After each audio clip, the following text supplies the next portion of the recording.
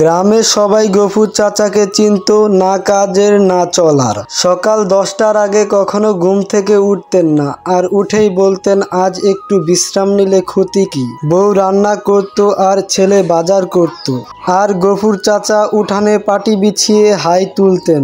কেউ কিছু বললেই বলতেন জীবনটা উপভোগ করতে শিখো, কাজ তো সারা জীবনই চলবে। একদিন হঠাৎ ঘোষণা এলো, যে ব্যক্তি 1 সপ্তাহ মাঠে কাজ করবে তাকে 1 খণ্ড জমি দেওয়া হবে। সারা গা মেতে উঠল, কিন্তু গফুর চাচা কেবল পাশ ফিরিয়েই বললেন, জমি পেলে কাজ করতে হবে, আবার কাজ। তবে সপ্তাহ শেষে দেখা গেল জমি পেয়ে অনেকেও খুশি হলেও ক্লান্ত।